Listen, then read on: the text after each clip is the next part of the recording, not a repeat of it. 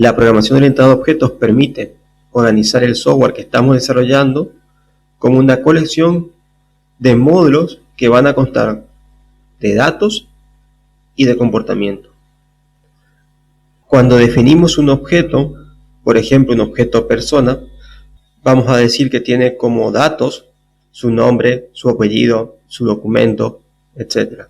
Y el comportamiento es lo que puede hacer ese objeto persona. En este enfoque de programación, los objetos son instancias de una clase. Y todo sistema está compuesto por un conjunto de objetos que se comunican mediante el paso de mensajes. Por ejemplo, si un objeto persona tiene asociado un objeto auto y quiere arrancar el auto, tiene que mandarle un mensaje al auto para que arranque. Esto se puede resumir en la siguiente fórmula: objetos más mensaje es igual a programa. Un programa va a constar de varios objetos que van a estar relacionados y que se van a comunicar mediante el paso de mensajes. ¿Por qué es interesante la técnica orientada a objetos? Porque es una forma de resolver los problemas como lo hace uno en la vida diaria. Por ejemplo, si quiero modelar las aulas del instituto, tengo que saber qué atributos, es decir, qué datos necesito guardar de las aulas. Y si quiero llevar las reservas, debería tener un objeto o un conjunto de objetos denominados reservas, que me van a indicar qué profesores reservaron un aula. Y ahí entra a jugar también el objeto profesor. Fíjense que estamos analizando el mundo real del problema y lo estamos circunscribiendo a objetos que van a tener estado y comportamiento. El estado es la información que necesitamos mantener de cada objeto y el comportamiento es qué funciones pueden realizar esos objetos. Mediante ese comportamiento se van a poder producir eventos que van a activar distintas operaciones que van a modificar el estado de los objetos. Ahora bien, ¿qué es un objeto? Es un concepto adquirido que nos permite sentir y razonar acerca de las cosas del mundo. Un objeto puede ser una factura, una organización, un auto o un viaje en un auto. Tenemos objetos físicos y objetos abstractos. Un viaje no lo podemos palpar, pero es un objeto en sí. Lo mismo sucede con una transacción bancaria. Sabemos que existe, pero no la podemos tocar. Informalmente podemos decir que un objeto representa una entidad del mundo real. Esas entidades pueden ser físicas, conceptuales o de software. Ahí tienen distintos ejemplos. Un vehículo, una casa, un mueble, un celular, un termo, un parlante, son entidades físicas. Una transacción bancaria, un proceso químico, son entidades conceptuales. Tenemos el concepto de lo que es, pero no lo podemos palpar, porque eso no es físico. Las entidades de software son, por ejemplo, una lista enlazada, una pila, una cola, una interfaz gráfica. Son elementos de software que tampoco los podemos palpar, pero se puede definir en términos de objetos. James Rumbaugh definió que un objeto es un concepto, abstracción o cosa, con un significado y límites claros en el problema en cuestión. Un concepto, por ejemplo, es una organización. Un ejemplo de abstracción podría ser un proceso químico, y una cosa puede ser un auto, una persona, un perro, etc. Ahora, es importante resaltar la frase límites claros en el problema en cuestión, porque no es lo mismo modelar un cliente para una peluquería que un cliente para un supermercado. En ambos voy a necesitar el nombre, el apellido, el quit del cliente, pero el color de cabello lo voy a necesitar en la peluquería. En el otro sistema no lo voy a necesitar, por eso siempre se circunscriben los datos de los objetos de acuerdo al problema en cuestión. Otra definición de objeto es la que nos da Grady Bosch, en la cual dice que un objeto posee estado, comportamiento e identidad.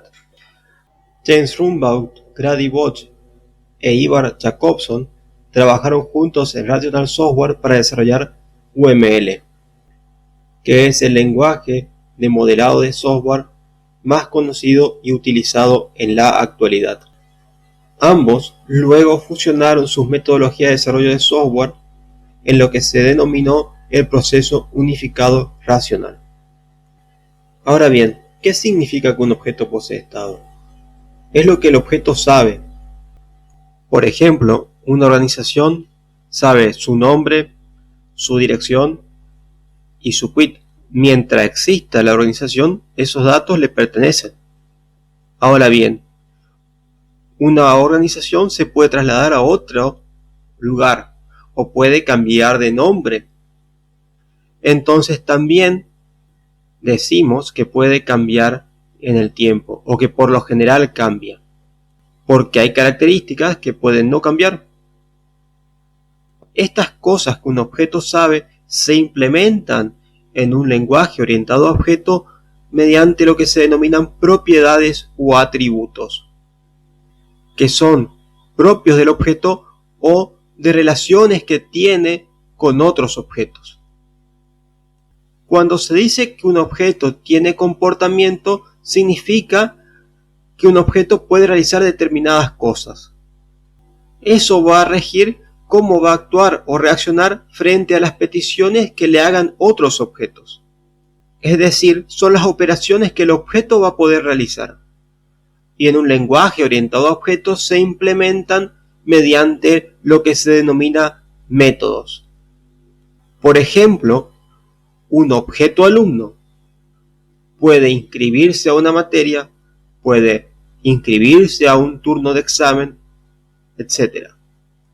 Cuando hablamos que un objeto tiene identidad, nos referimos a que pueden existir dos objetos que realicen lo mismo, que tengan los mismos atributos, pero uno va a ser distinto al otro.